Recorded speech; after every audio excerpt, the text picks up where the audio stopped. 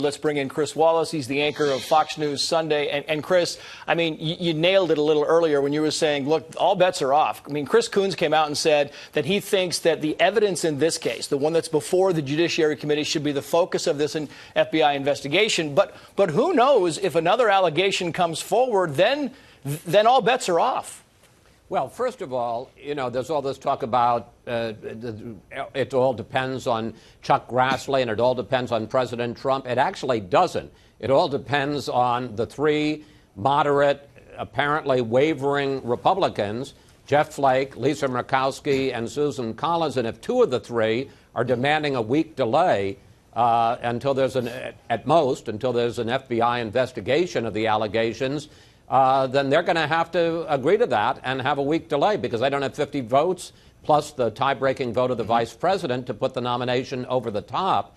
And you're exactly right. You know, time is an enemy of this nomination. And as we saw over the last few days, and they seem to have been pretty thin, all of a sudden, or sometimes just completely false, these allegations kept coming in about Brett Kavanaugh.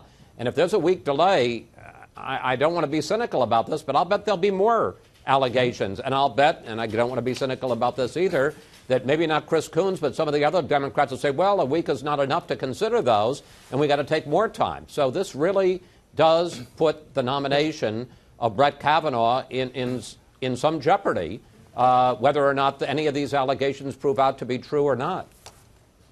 Yeah, AP has just alerted, by the way, Chris, and I watched your coverage all day yesterday. You just kind of alluded to this.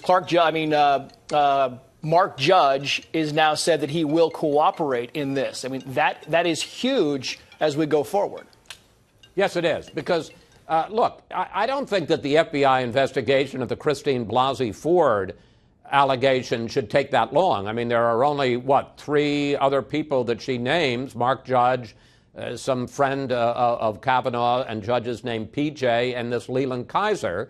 So that's three people. This isn't the Russia investigation where you've got all these tentacles going out. One assumes they could all talk to all of them pretty quickly. Now, they all have denied anything that happened, but now obviously a statement written through a lawyer, a written statement is different than submitting to an FBI questioning. I don't know that you call it an interrogation or not. And obviously Democrats are counting on the idea that suddenly one of them is going to crack and say, oh, yeah, I do remember it, and something terrible happened that night.